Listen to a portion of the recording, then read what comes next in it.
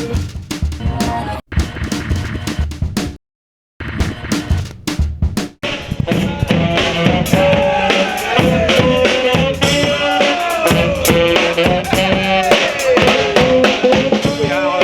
l'inauguration de la maison des Baba Yaga. C'est un grand jour.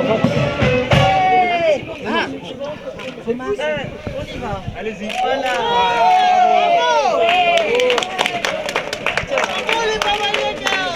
Baba Yaga, c'est une sorcière russe de la mythologie slave qui vivait un peu en dehors du village et qui avait une maison montée sur pattes de poule avec des murs en pâte d'amande, un toit en pain d'épices. Et tous les enfants venaient écouter les histoires de la vieille Baba Yaga.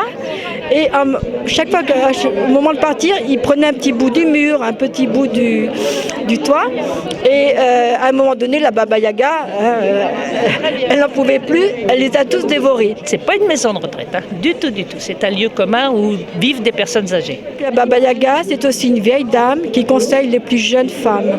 Nous, on ne veut pas de maison de retraite, on ne veut pas de bonnes femmes qui nous emmerdent pour faire la toilette à l'heure, leur pas à l'heure, non. Moi, je suis retraitée, je suis libre. Vous vous rendez compte, je n'ai plus de compte à rendre à un patron. Les personnes qui en font partie ont signé une charte, c'est-à-dire qu'on a l'égalité, la laïcité, la solidarité.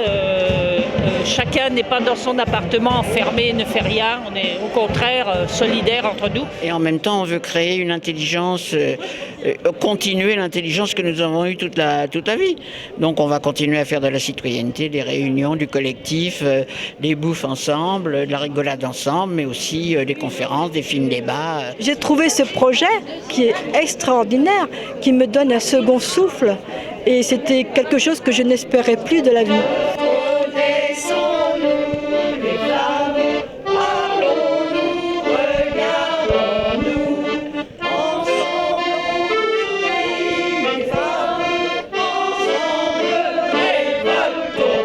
Ça soit uniquement pour les vieilles femmes, dans la mesure où les femmes vivent plus longtemps que les hommes, dans la mesure où les femmes vivent leur retraite beaucoup plus pauvre que les hommes, dans la mesure où les femmes vivent leur retraite, leur fin de vie, bien plus souvent seules que les hommes.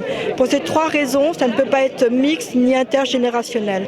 Ça n'empêche pas des relations amicales et festives et des échanges culturels, évidemment, avec les hommes, avec les jeunes, enfin avec tout le monde. Je pense que la mixité a redoublé le pouvoir des hommes et à rayer de l'image la fonction des femmes. Elle n'existe plus en ce moment. Il y a une invisibilité des femmes qui me nave. Donc si chez les Baba Yaga on les reçoit, avec ça c'est pas neutre, parce qu'ils se disent comme ça il y a des bonnes femmes, elles vont continuer à nous torcher, à nous faire des choses très très gentilles, etc. et nous aider à mourir. Eh ben non. Vous êtes prêt à lancer une maison des Papa Yaga? Ah bah oui, mais j'aurais pas le temps de m'en occuper. Ça me fait plaisir parce que, étant moi-même féministe de longue date, je retrouve des vieux rêves que nous avions quand nous avions 25 ans et que nous ne voulions plus envisager l'avenir autrement qu'entre femmes.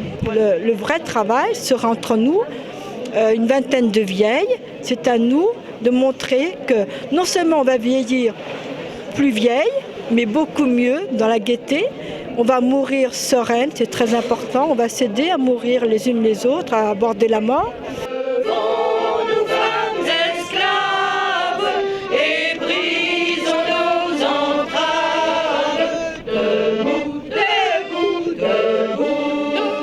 Il y a aussi un aspect économique.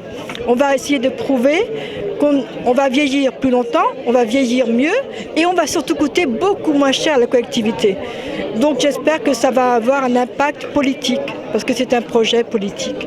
C'est ce que j'aime le plus, faire vivre l'idée d'un partage, d'une démocratie et rester des politiques plus que des moutons bêlants. Nous ne voulons pas être des agnelles, des vieilles brebis bêlantes.